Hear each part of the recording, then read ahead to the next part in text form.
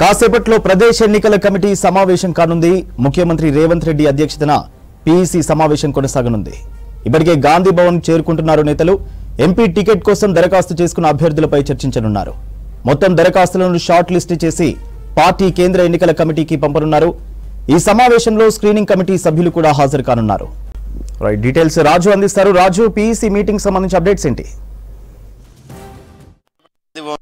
Election committee సమావేశం ప్రారంభమవుతుంది. ఇప్పటికే సభ్యులు అంతా గాంధీ భవన్ క్రితం అదేవిధంగా జీవన్ రెడ్డి, దాంతో పాటు జగ్గారెడ్డితో మరికొంతమంది నాయకులంతా గాంధీ భవన్ చేరుతున్నారు. ఇన్ఛార్జ్ ప్రిన్సిపల్ నుంచి కూడా మరి కాసేపట్లో గాంధీ భవన్కి వచ్చే అవకాశం ఉంటుంది. అయితే ఎఫ్సీసీ సమావేశానికి అధ్యక్షత పిసిసికి సీఎం రేవంత్ రెడ్డి అధ్యక్షత వహించబోతున్నారు. ఆయన కూడా మరి కాసేపట్లో గాంధీ భవన్ చేరుకునే అవకాశం ఉంది. ఇప్పటికే పోలీసులు భారీగా బందోబస్తును ఏర్పాటు చేశారు. అంటే ఆయన సీఎం హోదాలో గాంధీ భవన్కి వస్తున్న సమయంలో గాంధీ భవన్ లో కూడా ప్రత్యేక భద్రతా బలగాలను కూడా ఏర్పాటు చేసిన పరిస్థితి ఉంటుంది.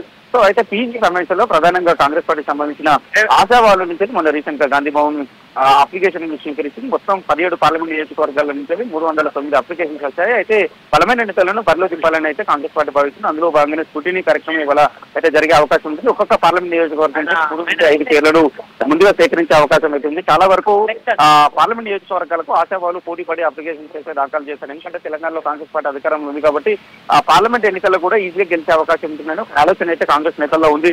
సో కాంగ్రెస్ పార్టీకి సంబంధించిన టికెట్లు ఆశించే ఆశావాళ్ళ సంఖ్య ఈసారి పార్లమెంట్ ఎన్నికల సమయంలో విపరీతంగా పెరిగిందని చెప్పొచ్చు. చాలా వరకు నియోజకవర్గాల్లో కూడా ఆశావాళ్ళు పెద్ద ఎత్తున దరఖాస్తులు చేస్తున్నారు.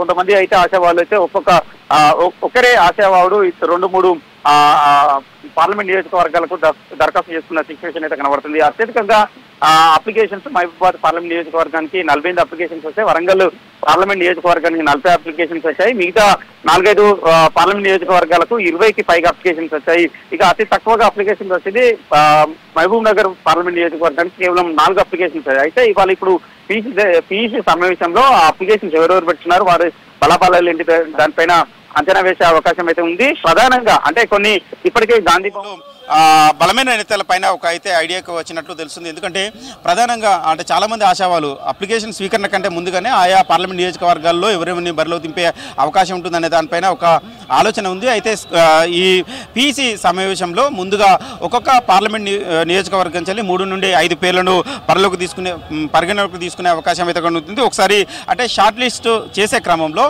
చాలా వరకు పార్లమెంట్ నియోజకవర్గానికి పరిగణలోకి ఒకసారి గమనించినట్లయితే వరంగల్ పార్లమెంట్ నియోజకవర్గానికి చూసుకున్నట్లయితే సర్వే సత్యనారాయణ, మోత్పల్లి నరసింహులు, సిరిసిల్ల రాజా ఈ 3 పేర్లు స్క్రీనింగ్ కమిటీ పరిగణలోకి తీసుకునే అవకాశం ఉంది. ఎందుకంటే అక్కడ 40 మంది అప్లికేషన్స్ పెట్టుకున్నారు, చాలామంది పెట్టుకున్నారు. అదేవిధంగా నాగర్ కర్నూలు సంపత్ కుమార్, మల్లు రవి, అదేవిధంగా చారగొండ వెంకటేష్ ఈ 3 పేర్లు షార్ట్అవుట్ లిస్టులో ఉండే అవకాశం ఉంది. అదేవిధంగా ఆదిలాబాద్ నుంచి చూసుకున్నట్లయితే నరేష్ జాదవ్, సేవాలాల్ రాథోడ్, అదేవిధంగా మహబూబాబాద్ పార్లమెంట్ నియోజకవర్గానికి బెల్లయ్య నాయక్, దాంతోపాటు బలరాం నాయక్, దాంతోపాటు విజయబాయి మాజీ కేంద్ర మంత్రి బలరాం నాయక్, అదేవిధంగా ఎస్టీసీకి సంబంధించిన చైర్పర్సన్, అదేవిధంగా దాంతోపాటు ఆయా అధికార ప్రతినిధిగా ఉన్న బెల్లయ్య నాయక్ కూడా ఈ ఫస్ట్ లిస్ట్లో అంటే లిస్ట్ అవుట్ చేసే దాంట్లో ఉండే అవకాశం ఉంటుంది. అదేవిధంగా ఖమ్మం నుంచి చూసుకుంటే ఖమ్మం హేమాహేములు పోటీ పడుతున్నారు. అక్కడ మాజీ కేంద్ర మంత్రి రేణుకా చౌదరి, దాంతోపాటు పొంగులేటి శ్రీనివాసరెడ్డి సోదరుడు పొంగులేటి ప్రసాద్ రెడ్డి అప్లై చేసుకున్నారు. దాంతోపాటు కాంగ్రెస్ పార్టీకి సంబంధించిన సీనియర్ నాయకుడు నేత విహెచ్, దాంతోపాటు మల్లు నందిని, మల్లు బట్టి విక్రమార్క నందిని మొన్న పెద్ద విధంగా చూసుకున్నట్లయితే హైదరాబాద్ నుంచి చాలా అప్లికేషన్స్ వచ్చాయి. అందులో కూడా 3 పేర్లు పరిగణలోకి తీసుకునే అవకాశం అయితే కనబడుతుంది. సమీరుల్లా, అదేవిధంగా సూరం దినేష్, ఆనందరావు, అదేవిధంగా ఇండియా కూటమిలో భాగంగా ఎంబీటీని కూడా చేర్చాలనే ఒక ఆలోచన ఉంది. సో అక్కడ ఎంబీటీ కూడా ఇచ్చే అవకాశం కూడా ఉంది అనేది కాంగ్రెస్ పార్టీలో చర్చ జరుగుతుంది. అదేవిధంగా కరీంనగర్ చూసుకున్నట్లయితే ప్రవీణ్ రెడ్డి మొన్న రీసెంట్ గా అసెంబ్లీ ఎన్నిక సమయంలో ప్రవీణ్ రెడ్డి అసెంబ్లీ టికెట్ కోసము చాలా సీరియస్ గా ట్రై చేశారు. ఆయనకు అసెంబ్లీ టికెట్ ఇవ్వలేదు. ఆడ పొన్న ప్రభాకర్ ఇచ్చారు కాబట్టి ప్రవీణ్ రెడ్డికి టికెట్ ఇవ్వాలని కూడా ప్రవీణ్ రెడ్డి దరఖాస్తు చేసుకున్నారు. దాంతోపాటు రుద్రం సంతోష్ కుమార్, అదేవిధంగా నేరల్ల సాదా, కటకం మృత్యుంజయ పేర్లు పరిశీలనలో ఉన్నట్లు తెలుస్తుంది. అదేవిధంగా పెద్దపల్లి పార్లమెంట్ నియోజకవర్గాన్ని చూసినట్లయితే అక్కడ వివేక్ వెంకటస్వామి కుమారుడు గడ్డం వంశీకృష్ణ పేరు ప్రధానంగా వినబడుతుంది. దాంతో పాటు ఆడ కూడా దాదాపు 26 మంది అప్లై చేస్తున్నారు. కానీ ఆడ గతంలో అక్కడ కాకా పోటీ చేస్తారు పెద్దపల్లి పార్లమెంట్ నియోజకవర్గం. తర్వాత గడ్డం వంశీకృష్ణ వల్ల తండ్రి గడ్డం వివేక్ వెంకటస్వామి గతంలో ఎంపీగా పోటీ చేశారు. బలమైన సామాజిక వర్గం కాబట్టి ఆయనకే టికెట్ ఇచ్చే అవకాశం అయితే మెండుగా కనబడుతుంది. దాంతోపాటు నిజామాబాద్ చూసుకున్నట్లయితే ఈరవర్తి అనిల్ మాజీ ఎమ్మెల్యే గతంలో ఎమ్మెల్యే ఎన్నికల సమయంలో కూడా ఆయన టికెట్ ఆశించి భంగపడ్డారు. సో ఇప్పుడు ఎంపీ టికెట్ కావాలని దరఖాస్తు చేస్తున్న పరిస్థితి కనబడుతుంది. దాంతోపాటు ఎమ్మెల్సీ జీవన్ రెడ్డి కూడా నిజామాబాద్ ఎంపీ టికెట్ కూడా ఆశిస్తున్నారు. దాంతోపాటు ఆర్ఎన్ ట్రావెల్ సునీల్ రెడ్డి కూడా ప్రధానంగా వినపడుతుంది. అక్కడి నుంచి నిజామాబాద్ నుంచి కూడా చాలా మంది అప్లై చేసుకున్నారు. కానీ బలమైన నాయకులలో వీరి ముగ్గురి పేర్లు ప్రధానంగా వినపడుతుంది. దాంతోపాటు మెదక్ నుంచి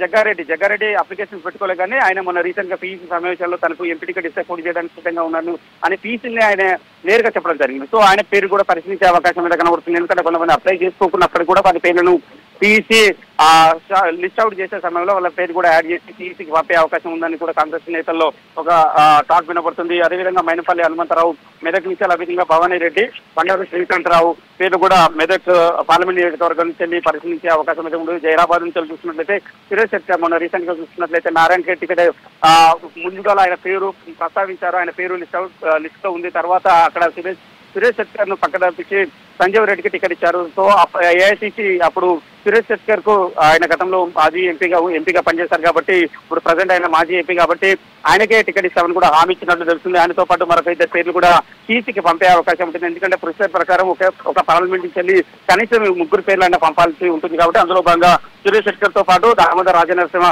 కుమార్తె త్రిష పేరు కూడా పరిగణలోకి తీసుకునే అవకాశం ఉంటుంది.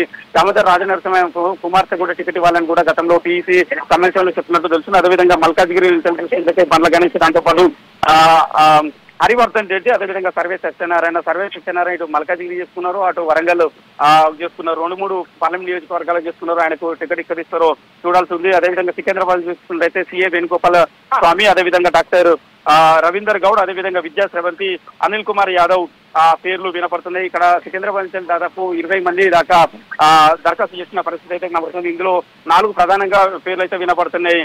అందులో 3 కొత్త వారులే ఉన్నాయి. అదేవిధంగా అనిల్ కుమార్ యాదవ్ గతంలో ఆయన ఎంపీ అంజన్ కుమార్ యాదవ్ కుమారుడు మొన్న రీసెంట్ గా ముషీరాబాద్ టికెట్ ఆశించి భంగపడ్డారు. అక్కడ తండ్రికి టికెట్ ఇచ్చారు ముషీరాబాద్. సో ఈయన ఎంపీ కావాలని ఎంపీ టికెట్ కోసం దరఖాస్తు చేసిన పరిస్థితి. ఇక మరో 3 అయితే కొత్త వాళ్ళు అయితే కనబడుతున్నారు. గోపాల్ స్వామి, అదేవిధంగా డాక్టర్ రవీందర్ గౌడ్, అదేవిధంగా విద్యాశ్రమతి. ఇక కేవలం తీసుకున్నట్లయితే చిగ్రత పారిజాత నరసింహారెడ్డి మొన్న రీసెంట్ గా మైసూరు టికెట్ ఆశించి భంగపడ్డారు. సో ఆమె చెవెల టికెట్ కోసం దరఖాస్తు పెట్టుకున్న పరిస్థితి కనబడుతుంది. అదేవిధంగా దామోదర్ హవేలి, అదేవిధంగా కేఎల్ఆర్, మల్రెడ్డి, రామరెడ్డి పేర్లు కూడా పరిశీలించే అవకాశం దగ్గర అవుతుంది. అదేవిధంగా మహబూబ్ నగర్ నుంచి చూసుకున్నట్లయితే వంశీచంద్ర రెడ్డి ఇప్పుడు ప్రజెంట్ ఏఐసిసి నేతగా ఉన్నారు.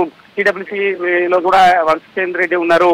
సో మొన్న రీసెంట్ ఈ మధ్య కాలం నుంచి వంశీచంద్ర రెడ్డి మహబూబ్ నగర్ పార్లమెంట్ నియోజకవర్గంలో చాలా యాక్టివ్ గా పనిచేసిన పరిస్థితులుగా ఉంటుంది. ఆయనతో పాటు అదేవిధంగా జీవన్ రెడ్డి ఎంఎస్ఎన్ ఫార్మా సంబంధించిన పేరు కూడా వినబడుతుంది. జీవన్ రెడ్డి వాళ్ళ ఏఐసిసి ప్రెసిడెంట్ మల్లికార్జున ఖర్గే ఆధ్వర్యంలో కాంగ్రెస్ పార్టీలో చేరారు.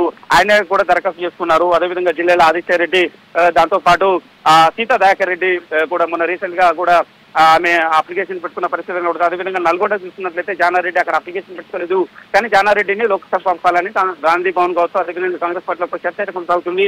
అయితే అక్కడ జానారెడ్డికి ఇస్తారా లేకపోతే రఘువీరెడ్డి కూడా అప్లికేషన్ పెట్టుకున్నారు. జానారెడ్డి, పెద్దకుమారు, రఘువీరెడ్డి ఆయనకు అవకాశం ఇస్తారా చూడాల్సి ఉంది. అదేవిధంగా పటేల్ రమేష్ రెడ్డి మొన్న రీసెంట్ గా సూర్యాపేట టికెట్ కోసం ఆశించి తీవ్ర స్థాయిలో ఇబ్బందులు పడ్డ పరిస్థితి ఉంటుంది. అంటే ఆయన అడుగుతూ ఆయనను బుద్ధగించిండు. ఆ సమయంలో లోక్సభ స్థానానికి పోటీ చేసే అవకాశం కల్పిస్తామని కూడా ఏఐసిసి రంగంలో దిగి మాట్లాడిన పరిస్థితి. అయితే ఇప్పుడు పటేల్ రమేష్ రెడ్డి కూడా అక్కడ నల్గొండ నుంచి వెళ్ళి అప్లికేషన్ పెట్టుకున్న పరిస్థితి కనబడుతుంది. మరి రాజ్యసభకు జానారెడ్డిని పంపితే ఆడ పటేల్ రమేష్ రెడ్డికి ఎంపీ టికెట్ ఇచ్చే అవకాశం ఉన్నట్లు కాంగ్రెస్ పార్టీలో చర్చ జరుగుతుంది. సో అక్కడ ఎలాంటి ఈక్వేషన్స్ ఎవరికి టికెట్ వస్తుంది, ఏమైతుందో చూడాల్సి ఉంది. అదేవిధంగా చూసినట్లయితే భువనగిరి చూసినట్లయితే చామల కిరణ్ కుమార్ రెడ్డి, అదేవిధంగా తీర్మార్ మల్లన్న, కైలాష్ నేత కీర్తిరెడ్డి, సూర్య పవన్ రెడ్డి పేర్లు పరిశీలనలో ఉన్నాయి.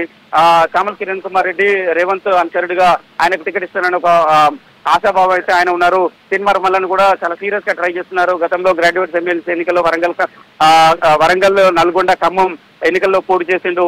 అయితే ఇప్పుడు ఎంపీ టికెట్ కావాలని ఆయన దరఖాస్తు చేస్తున్న పరిస్థితులు కొడుతుంది. దాంతో పాటు ఆయన కైలాష్ నేత, బీసీ సామాజిక వర్గం మరొక నేత, అదేవిధంగా కీర్తిరెడ్డితో పాటు అదే సూర్య పవన్ రెడ్డి అంటే సోమిరెడ్డి వెంకరెడ్డి కూతురు, అదే సోమిరెడ్డి వెంకరెడ్డికి సంబంధించిన రిలేటివ్, అదేవిధంగా అక్కడ కుంభం అనిల్ కుమార్ రెడ్డి కుమార్తె మొన్న రీసెంట్ గా అప్లికేషన్ పెట్టుకున్నారు. సో భువనగిరి ఈక్వేషన్స్ ఏ విధంగా ఉంటాయో చూడాల్సి ఉంటుంది. సో ప్రధానంగా సంబంధించినట్లయితే ఇప్పటి వరకు చెప్పిన పేర్లు అయితే తీసుకున్నట్లయితే చాలా మంది కాంగ్రెస్ పార్టీకి సంబంధించిన కాంగ్రెస్ పార్టీలో బలమైన నేతలకు సంబంధించిన రిలేటివ్స్ కావచ్చు, అదేవిధంగా కాంగ్రెస్ పార్టీలో ఆ నియోజకవర్గంలో ఉన్న బలమైన నాయకులు కావచ్చు, చాలా మంది పేర్లు అయితే పరిశీలన ఉన్నాయి. ఒకవైపు సునీల్ కన్గోల్ టీం కూడా ఆయా లీడర్ల పేర్ల మీద అక్కడ నియోజకవర్గంలో సర్వే చేస్తున్న పరిస్థితి ఉంటుంది. సో ఇవాళ పీసీ సమావేశంలో లిస్ట్ అవుట్ చేసే అవకాశం ఉంటుంది. అంటే షార్ట్ లిస్ట్ చేస్తారు. ఇప్పుడు వరకు 309 అప్లికేషన్స్ వచ్చాయి. చాలా మంది బలహీనమైన నేతలు కూడా అంటే పట్టు లేకుండా కూడా చాలా మంది ఆశావాదులు టికెట్ కోసం దరఖాస్తు చేసుకునే అవకాశం ఉంటుంది. కాబట్టి వాళ్ళందరూ చేసుకున్నారు. వాళ్ళందరూ స్క్రూటినీ చేసే అవకాశం ఉంటుంది. పీసీలో 3 లేదా 5 పేర్లతో ఒక జాబితాను సిద్ధం చేసిస్తారు. ఆ జాబితాను సిద్ధం చేసిన తర్వాత పీసీకి పంపే అవకాశం ఉంటుంది. ఇది ప్రాసెస్. అదేవిధంగా పీసీ సమావేశం అనంతరం ఏఐసీసీ నియమించిన స్క్రీనింగ్ కమిటీ సంబంధించిన చైర్మన్ కావచ్చు, అదేవిధంగా సభ్యులు కావచ్చు, గాంధీ భవన్ కూడా వాళ్ళు వచ్చే అవకాశం ఉంటుంది. ఎందుకంటే పీసీలో తీసుకున్న నిర్ణయం కావచ్చు, షూటింగ్ చేసిన లిస్టింగ్ కావచ్చు, వాళ్ళు వేరువేరుగా అడిగే అభిప్రాయ సేకరణ చేసే అవకాశం ఉంటుంది. ఎందుకంటే పీసీ సంబంధించిన సభ్యులంతా మూకుమ్మడిగా ఫలానా వాళ్ళకే టికెట్ ఇద్దామని నిర్ణయం తీసుకున్నట్లయితే ఆ నిర్ణయం ఎట్లా తీసుకున్నారు, అంటే గ్రౌండ్ లో ఉన్న లీడర్లకు ప్రాధాన్యత ఇచ్చిలా లేదా అనేది ఒక అభిప్రాయం తెలుసుకునడానికి ఒక్కొక్క పీసీ సభ్యులు అంటే పీసీలో ఉన్న సభ్యులను కూడా ఇండివిజువల్ గా పిలిచి స్క్రీనింగ్ కమిటీ చైర్మన్ కావచ్చు, సభ్యులు కావచ్చు అడిగే అవకాశం ఉంటుంది. సో చాలా అయితే పకడ్బందీగా ఈసారి పార్లమెంట్ ఎన్నికల్లో మెజార్టీ సీట్లను సాధించుకోవడానికి అయితే కాంగ్రెస్ పార్టీ కసరత్తు చేస్తుంది. ఆ కసరత్తులో భాగంగా ఇవాళ వడపోత కార్యక్రమం అయితే గాంధీ భవన్ లో కొనసాగుతుంది. మరి కాసేపట్లో పీసీసీ సీఎం రేవంత్ రెడ్డి గాంధీ భవన్ చేరుకున్న తర్వాత పీసీ సమావేశం మొదలు కాబోతుంది. సూర్య.